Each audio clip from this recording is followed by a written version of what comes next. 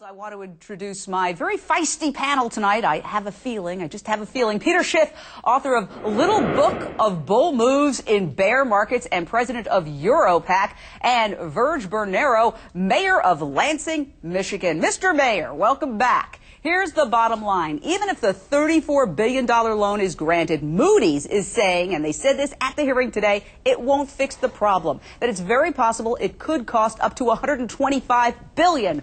Where does it end?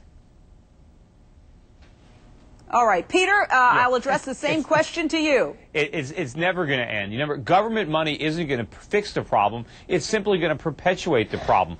First of all, two wrongs don't make a right. Just because the government illegally and improperly bailed out Wall Street doesn't mean they need to make the same mistake with Detroit. We need to let these companies go bankrupt. That is the only solution to the problem. If we want to have a vibrant automobile industry, we need to allow the ones that fail to go out of business so more competent people can come in and run those plants more efficiently and employ those workers making cars profitably that people want to drive. Well, to your point, Peter, there is a list of the top 5 rated hybrid cars, and only one of them is American. The top rated is the Toyota Camry hybrid, then there's the Honda Civic hybrid, then there's the Toyota Prius, which, full disclosure, I happen to own, then there's a Nissan Altima hybrid, and finally, at number 5, you get to the Saturn Aura hybrid. So how can we trust these guys to make the hybrid that everybody's going to buy when they're not highly rated as being excellent cars? We can't trust them to do anything. All they can do is lose money. That's all they know how to do.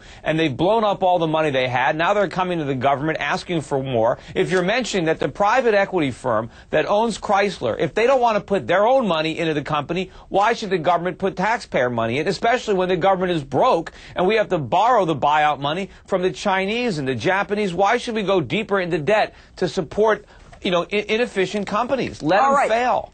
Mayor Verge Bernero of Lansing, Michigan, I can just feel the smoke coming out of your ears as you hear this, because you don't think that they're incompetent. You don't think that they should be number 5 of the top 5 rated hybrids, according to how they're ranked, though, by reputable ranking companies. How do we deal with the fact that they can make all the hybrids they want, but Americans might not buy them? Well, look, the auto industry's come a long way. Does it have a ways to go? Of course.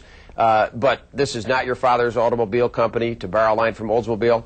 They are cleaner and greener than ever before. This is an industry with an outstanding track record. This is an industry that has helped build the middle class. It is worthy of investment. The Chrysler bailout 30 years ago paid off. This investment will pay off. It didn't. We didn't get 30 years of productivity from it. Chrysler is back in bankruptcy. How do you know what Chrysler would look like if the government had stayed out of it? If you think these companies are such good investments, you put your own money into it. If they really think they have a good plan, let them sell it to the private capital markets. Don't let them going hat in hand to Washington. That's because they don't have a viable plan. That's right, Verge. A lot of people feel that had Chrysler gone out of business, it would have sent a strong message to Detroit, hey, change. But when you enable a company to continue doing business the way it's been doing it, then maybe they don't make the kind of drastic changes they need to make. Well, that's a very cavalier attitude that is what we've come to expect from Washington and Wall Street, which is really what orchestrated this whole selling out of the American way of life and exporting all of our jobs. These companies, that 30 years that we bought that Peter doesn't find useful for anything, was 30 years of people all around this country having a great living and good benefits, having medical coverage and that sort of thing. But that's not the primary purpose of a company. At the expense of they bankrupted the companies. But, look, I agree with one thing. We need to have a resurgent manufacturing industry. We need a new industrial revolution. But we're not going to have a vibrant manufacturing economy if we support non-profitable companies with government money. We need to let all right, guys, hang tight. We're going to be right back with more fiery debate. Got an opinion or question on the bulging bailout and how it affects you? Give us a call, 1-877-JVM says. That's 1-877-586-7297. I'm going to be back with your calls on our economic mess in just a moment. But first, we are back with Peter Schiff, president of Europac, and Lansing Mayor Verge Bernero, and we are taking your calls. Linda in California, your thought or question, man? I feel like General Motors, Chrysler, and Ford should have to eat this. I know that as a veteran of the United States Army, I've worked hard all of my life. I can't even get my benefits. But these people are spending billions and billions and billions of dollars on these corporations who have gotten themselves in this shape. We didn't put them in that shape. Then you can't turn around and get credit. You can't buy the cars. You can't get credit. You can't get money. You can't make money.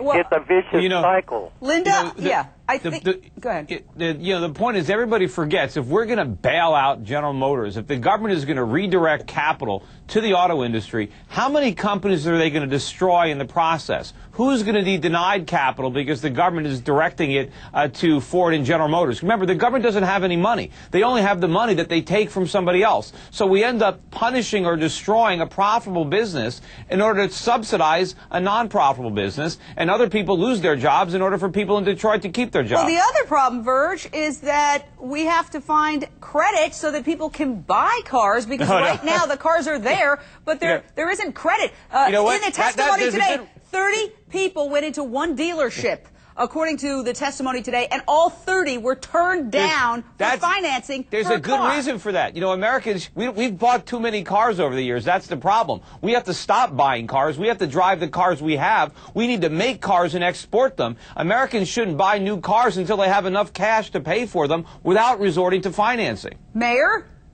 If Peter and you guys are done with your theorizing, I'd love to give you a little dose of reality. Linda, first of all, great, thanks for giving me an opportunity. Linda, first I want to say thank you for your service to our country. I appreciate it very much, and I appreciate your patriotism. And a little patriotism in the economic markets would go a long way, too. You know, to listen to the theory of a guy like Peter, a former Wall Street wizard, one of the guys that helped bring us to this condition, it's very interesting. But the reality is that, unfortunately, Peter, we don't live in this perfectly balanced free market world system. So the beautiful theoretical system that you'd like to establish in the United States doesn't work in a global economy where we have a completely unequal playing field. So when you talk about the government robbing from other people, which is total bull, in order to save the auto industry, the reality is where do you think they get the money?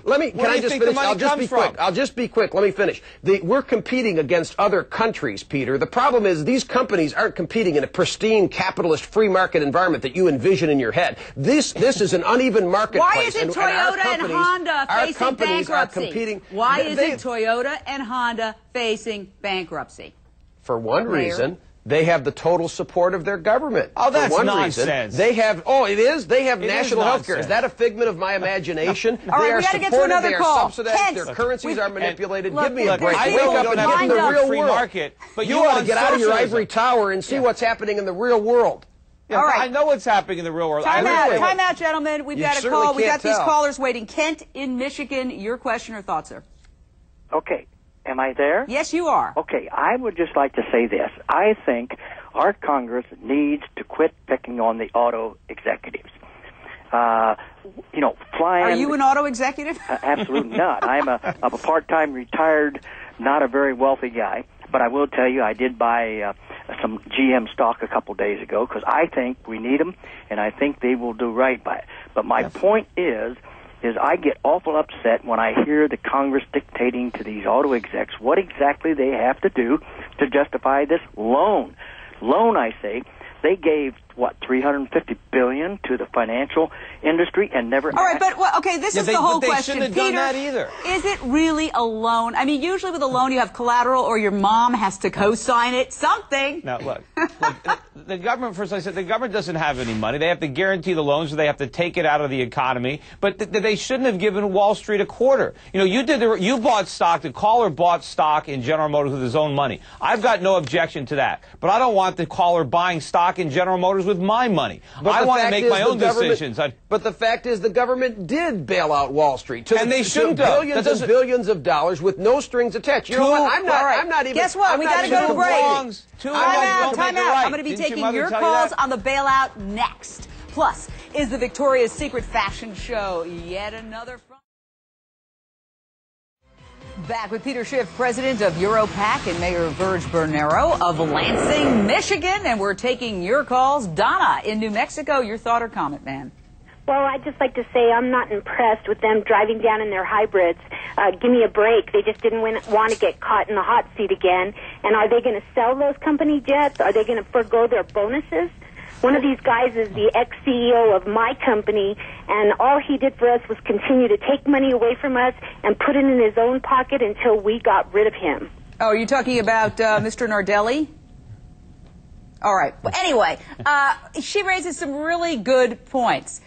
She raises the point is about corporate culture, but the corporate culture that's gone bad isn't just in the auto industry. And I'll stack up of course the jets need to be sold, and we need to change corporate culture across the board. Well, they're going to sell the jets. But I will stack up the production of the American automobile industry against that of Wall Street. Well, guys like Peter come from there. And Washington any day of the week. This industry has helped produce the middle class in this country. They have a great record of success, and they're worthy of our support. You know, you keep raising the straw man. I was completely against the Wall Street bailouts from day one. I agree. Every Wall Street firm should be allowed to fail. There shouldn't have been one dime for Wall Street. But two wrongs don't make a right. Well, and on top of that, we do not want the government dictating to our automobile industry what cars they should make and how they should make them. Well, I disagree. I think we should dictate and say all electric. Switch over. Get rid of the SUV. Money. And it's like letting the post office or the army make our cars. The government is incompetent.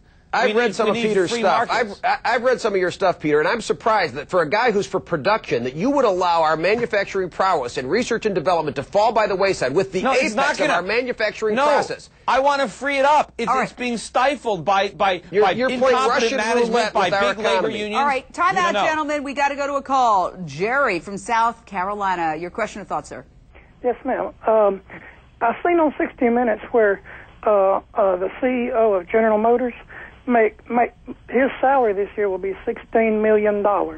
Your average worker makes probably less than $30,000. Well, let me just say this. First of all three big three CEOs are working for $1 a year. But there have been articles that I've read that say, you know, there are other ways to get money. The stock options, the retirement plans, the golden parachutes. There are so many ways, Peter, for them to walk away with money. And, of course, they've walked away with millions in years past. I'm not going to sit here and hear the auto industry execs thrown under the bus when this culture of corporate greed has permeated and nobody had any problem with it. And yeah, I did. That's been for years. Well, I did too. But let's not single out the auto industry. Obviously, that's a problem. And obviously, if they're taking public money, they're going to have to give that stuff up, and we should change it. What we're talking about is a viable automobile industry for years to come. It's not viable. If they were viable, they wouldn't be asking for money. Well, guess what? And you if have we the bail last out word, Detroit, Peter. who's next? We're done, but we're not done. We're going to be back tomorrow discussing this again. Please come back and get angry again. Thank you so much.